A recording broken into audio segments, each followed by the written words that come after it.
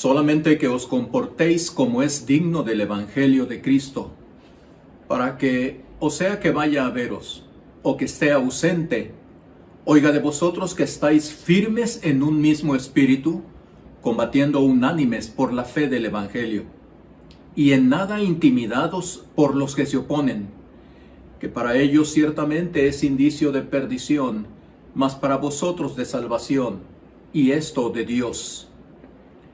Porque a vosotros os es concedido a causa de Cristo, no solo que creáis en Él, sino también que padezcáis por Él, teniendo el mismo conflicto que habéis visto en mí, y ahora oís que hay en mí.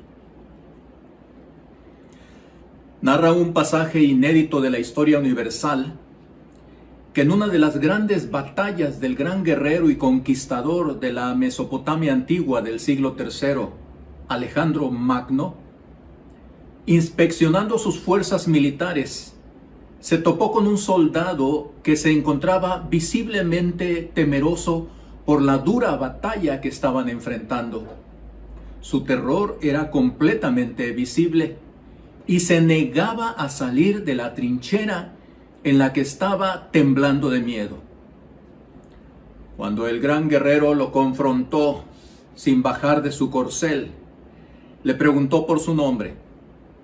Su sorpresa fue mayor al saber que ese soldado temeroso también se llamaba Alejandro, como él. Su gesto se endureció y le dio la siguiente orden determinante. Le dijo: o sales al campo de la batalla a enfrentar al enemigo dispuesto a morir si es necesario, o te cambias de nombre. Es muy grande el privilegio, pero también la inmensa responsabilidad, el haber sido alcanzados por la maravillosa gracia salvadora de Dios por medio de la obra de Jesucristo. Ser llamados ahora hijos de Dios y ser miembros de la iglesia cristiana militante y vivir en la época que nos ha tocado vivir, todavía en los inicios del tercer milenio, pero una época de oscuridad, de tinieblas, una época de muerte, de tribulación, de dolor, de confusión.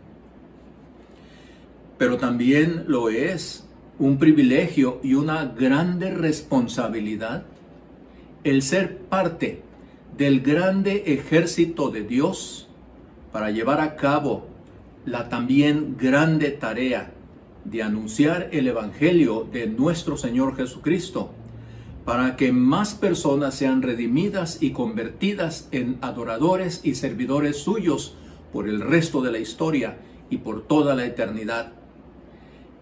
Más ahora, en el tiempo de extrema necesidad que hay de Dios, este tiempo en el que nos ha tocado vivir, y el llamado que Dios, que el Señor Jesucristo, que el Espíritu Santo nos están haciendo ahora, es similar al de Alejandro.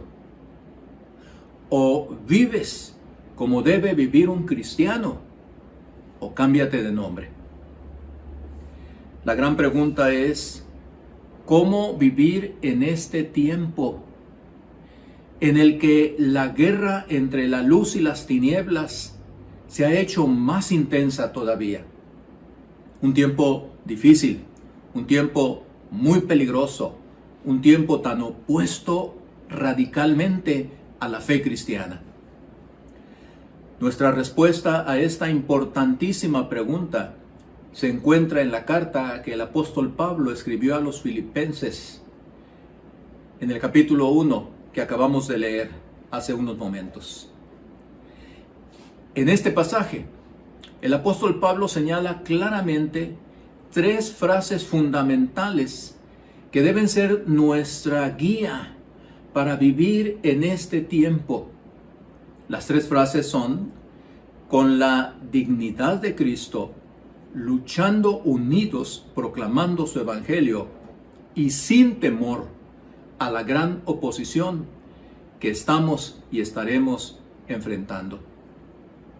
El orden en que el apóstol Pablo lo presenta es natural y es muy lógico. Primero, lo primero. ¿Cómo debemos vivir nosotros los cristianos en este tiempo? Con la dignidad del Evangelio de Cristo. El término Evangelio, cuyo significado literal es buenas noticias, es una referencia directa a Jesucristo y su llegada a este mundo para cumplir con su tarea redentora y transformadora de su toda creación caída y corrompida por el pecado, comenzando por los seres humanos. Este evangelio habla de la muerte y resurrección gloriosa de Jesucristo como el insustituible y único pago para posibilitar esta salvación y esta transformación. Por lo que Pablo dice que los cristianos tenemos que vivir como es digno del Evangelio de Cristo. Frase que revela algo sumamente importante. Esto es que el Evangelio tiene dignidad en sí mismo. La dignidad hace referencia a lo que tiene en sí un valor inherente, honroso y decoroso. En su primera carta a Timoteo, Pablo le dice a su discípulo que el Evangelio es la palabra digna, fiel y digna de ser recibida por todos, que Cristo Jesús vino al mundo para salvar a los pecadores, de los cuales yo soy el primero. Por lo que no hay nada en esta vida que sea más valioso y digno que este evangelio. Para el apóstol no había la menor duda de esto, al grado de decir en otra de sus cartas: porque no me avergüenzo del evangelio, porque es poder de Dios para salvación. Pablo estaba orgulloso de este evangelio que había recibido. Así que si el evangelio es digno en sí mismo, por lo que significa, por lo que representa, porque habla de Jesucristo y de su obra, también el evangelio da dignidad. Por este digno, valioso y honroso evangelio, llegamos a ser hijos de Dios, hermanos de Jesucristo, herederos y coherederos con Él. Pedro lo dice casi en forma poética de esta forma: mas vosotros sois linaje escogido, real sacerdocio, nación santa, pueblo adquirido por Dios. Vosotros que en otro tiempo no erais pueblo, pero que ahora sois pueblo de Dios, que en otro tiempo no habíais alcanzado misericordia, pero ahora habéis alcanzado misericordia. Los cristianos formamos parte de una nación santa y un linaje escogido. Somos reyes y sacerdotes. Somos heraldos y embajadores de Cristo. Pero debemos estar conscientes que la dignidad que hemos recibido del Evangelio de Cristo no es solo un título que va pegado al nombre de cristianos. No. La dignidad habla de algo práctico y vivencial. La dignidad que se muestra tangiblemente con nuestras vidas transformadas. Qué importante es que Pablo inicie esta sección con este llamado sobre la dignidad con la que debemos vivir en este difícil tiempo que nos ha tocado. Es por demás obvio el por qué coloca primero este elemento.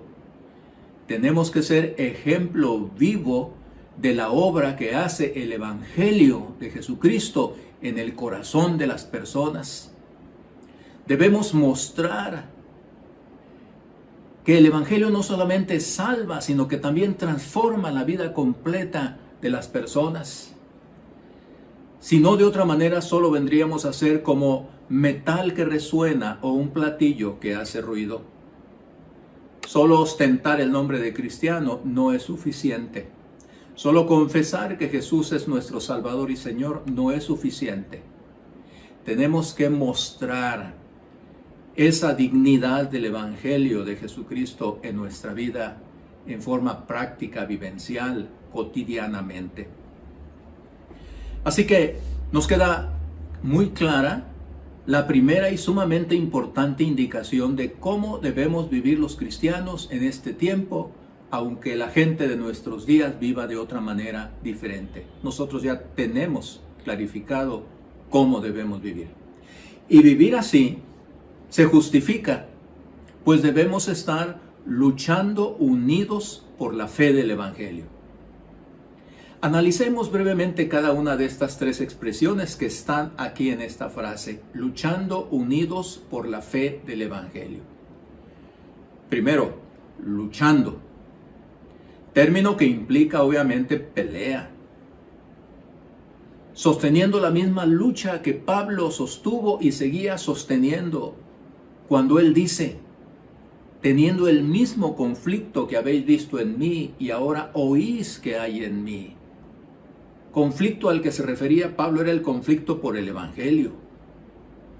Se había ganado enemigos por el Evangelio, estaba peleando por el Evangelio. Qué privilegio tan grande, pero qué grandes implicaciones. Trabajo esforzado, sin descanso, sin desmayo, negación personal. A esto se refiere el propio Señor Jesús cuando dijo a sus discípulos, si alguno quiere venir en pos de mí, niéguese a sí mismo, tome su cruz cada día y sígame. Para agregar la siguiente y fuerte frase, y el que no toma su cruz y sigue en pos de mí, no es digno de mí. Lo que implica proclamar el Evangelio de Cristo no importaba para Pablo que fuera. Él estaba dispuesto a entregarlo todo, incluso si se tratara de entregar su propia vida. Y en Pablo no eran solo palabras. El testimonio que la Biblia da de su experiencia posterior a su llamamiento es de terribles y dolorosas pruebas. Pero Pablo estaba feliz porque sentía que era un privilegio sufrir por Cristo, como lo señala también para sus lectores al decirles, porque a vosotros os es concedido a causa de Cristo no solo que creáis en Él, sino también que padezcáis por Él. Un poco atrás en este mismo capítulo, Él ha dicho, quiero que sepáis, hermanos, que las cosas que me han sucedido han redundado más bien para el progreso del Evangelio, de tal manera que mis prisiones se han hecho patentes en Cristo en todo el pretorio y a todos los demás. Y la mayoría de los hermanos, cobrando ánimo en el Señor con mis prisiones, se atreven mucho más a hablar la palabra sin temor. Porque para mí el vivir es Cristo y el morir es ganancia. Así que hay que luchar. Así es como debemos vivir cada día, tomando la cruz de Cristo y luchando. La segunda frase clave de cómo debemos luchar es la siguiente: unidos en un mismo espíritu. La unidad de los cristianos es perfecta y cumple con su cometido cuando brota de un mismo corazón, de un mismo espíritu. Entonces esta unidad se convierte en real y no fingida, no únicamente externa. No solo estar juntos, sino estar unidos de corazón, unidos en un mismo espíritu. Vez tras vez el mensaje de la Biblia en cuanto a la unidad de los hijos de Dios es reiterada, porque la unidad cristiana es fundamental para que el mundo crea, como lo dijo el propio Señor Jesucristo en su oración sacerdotal de Juan capítulo 17. Sobreponiéndonos a nuestros propios intereses, sacrificando nuestro orgullo personal, valorando por encima de todo la obra sacrificial de Cristo en nuestro favor y en favor de tantas personas más que necesitan saber de Él. Y la tercera frase revela por lo que debemos luchar unidos de corazón, por la fe del Evangelio. No hay otro tema en la vida de Pablo. No hay otro asunto al que le dedique toda su atención, todo su esfuerzo, todo su tiempo. Si hay algo en lo que él se concentró, fue en su proclamada reiteración del Evangelio de Jesucristo y la fe en este Evangelio. Con sus elementos básicos de esta doctrina bíblica, esencial, evangélica, la salvación solo por la gracia de Dios, no por obras, a través de la sola fe en la obra expiatoria de Cristo y en ninguna otra obra, revelada solo en la palabra de Dios con toda claridad. Y todo esto resultando para la gloria de Dios. Esta es la fe del Evangelio por la que debemos luchar hasta el grado de entregar sin restricciones nuestra propia vida si fuere necesario. En este punto debemos insertar que el Evangelio no solo incluye la restauración de la vida humana, ahí comienza, sino también la restauración del resto de la hermosa creación de Dios. Y el resto de la creación de Dios no se refiere solamente a las criaturas inferiores, ni a los minerales y vegetales y animales, tanto del macro como del microcosmos.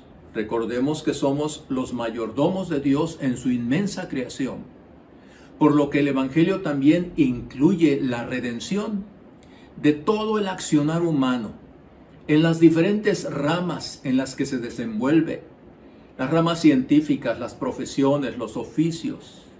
Estamos hablando de una obra completa, integral, que no deja nada sin ser alcanzado, tocado e impactado por el Evangelio de nuestro Señor Jesucristo.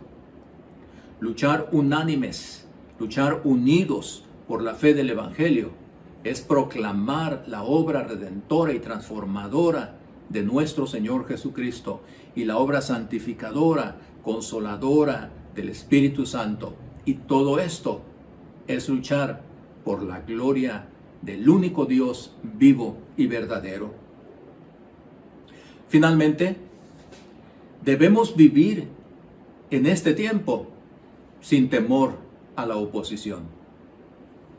Pablo termina indicando a los filipenses que si ellos vivían con la dignidad de los hijos de Dios, compartiendo su fe en cada oportunidad presentada y aún ellos promoviendo y buscando esas oportunidades, entonces deberían estar en nada intimidados por los que se oponen, que para ellos ciertamente es indicio de perdición, mas para vosotros de salvación, y esto de Dios.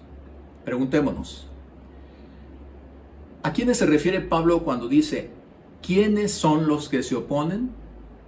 ¿O los adversarios, como traduce la Nueva Versión Internacional?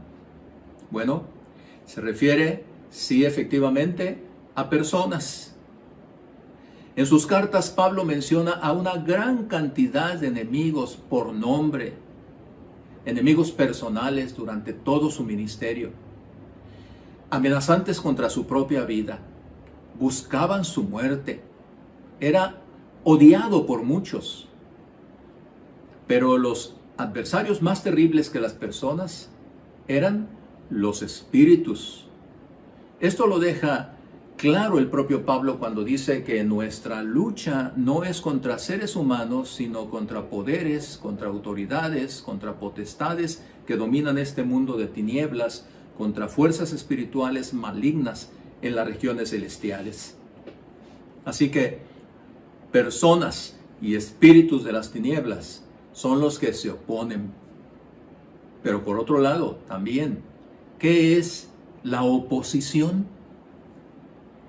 En la oposición encontramos cosas, recursos económicos, carencias para poder cumplir con la obra, circunstancias, enfermedades, distancias, fuerzas naturales.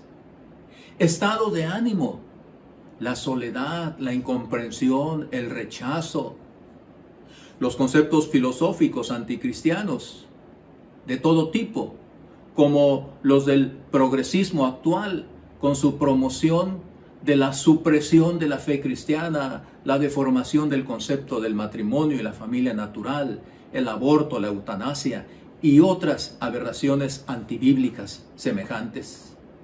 Esos son los que se oponen, son los enemigos, los que tratarán de evitar que hagamos nuestra tarea maravillosa por la obra de Cristo. Pero ¿cuál debe ser la actitud correcta?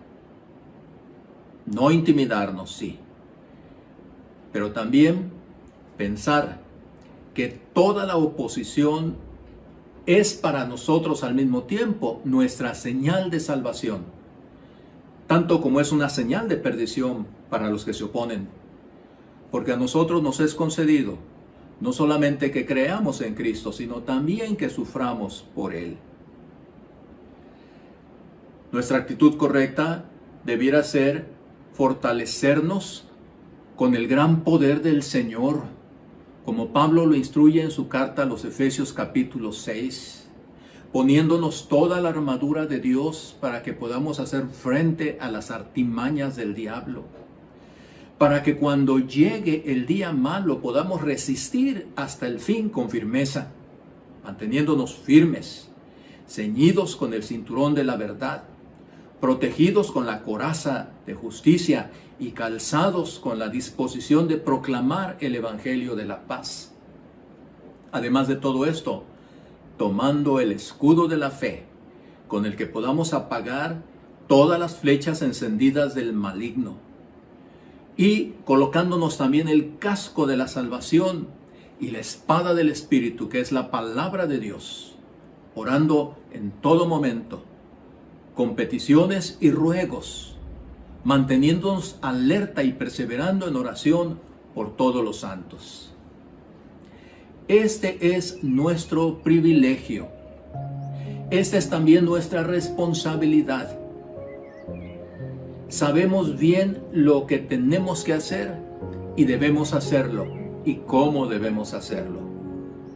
Volvemos entonces a preguntarnos, en medio de la oscuridad moral y espiritual de nuestro tiempo, con tantos distractores que buscan hacernos perder, desorientar de la dirección correcta de nuestra vida y de nuestro trabajo, nos volvemos a preguntar cómo debemos vivir nosotros, los cristianos, sea cual sea la circunstancia y las condiciones en el mundo circundante. El Espíritu de Dios, por medio del apóstol Pablo, nos ha dado la respuesta en esta porción de la Escritura, al decirnos claramente que debemos mantenernos firmes, viviendo como verdaderos hijos de Dios, con toda la dignidad que tiene y que nos ha dado el Evangelio de Jesucristo. Esto es, nuestra vida entera debe reflejar el poder transformador de la obra redentora que Cristo hizo por nosotros en la cruz del Calvario. Obra que nos toca el privilegio y deber de continuar proclamándola, pero que no podemos llevarla a cabo aisladamente, separados de los demás. Pablo insta a que luchemos unidos en un mismo espíritu por la fe del Evangelio, que luchemos incluso sacrificadamente, uniendo nuestros corazones y nuestras manos, manteniendo nuestra visión clara y definida, centrada en el Evangelio y en la fe del Evangelio. Finalmente, Pablo nos ha advertido que seremos atacados y que se levantará una terrible oposición contra nosotros, oposición que ya se ha levantado. Todo lo que estamos viendo en nuestros días es una lucha en contra de la fe cristiana, en contra de las virtudes, de los valores, de los principios cristianos y bíblicos. Pero Pablo nos dice que no debemos intimidarnos ante nada, porque sabemos que la oposición solo confirma nuestra misión, Y Pablo nos recuerda también que hemos sido llamados no solo a creer en Cristo, sino también a sufrir por Él, si fuere necesario. Claro que hay mucho por hacer, y claro que ahora sabemos bien lo que tenemos que hacer y cómo debemos hacerlo. Dios nos ha llamado a formar y tomar parte en su grandioso programa redentor. Nos ha dado este privilegio, por lo que te pregunto, ¿estás listo para tomarlo como un gran reto con todo tu corazón? ¿O te cambiarás de nombre? Esfuérzate, únete y no te desalientes ante nada. Hazlo por la fe del Evangelio y para la gloria de Dios. Que la maravillosa gracia de nuestro Señor Jesucristo, el amor eterno del Padre Celestial y la consolación y guía de su Espíritu Santo sean contigo, conmigo y con todo el pueblo de Dios, ahora y siempre. Amén.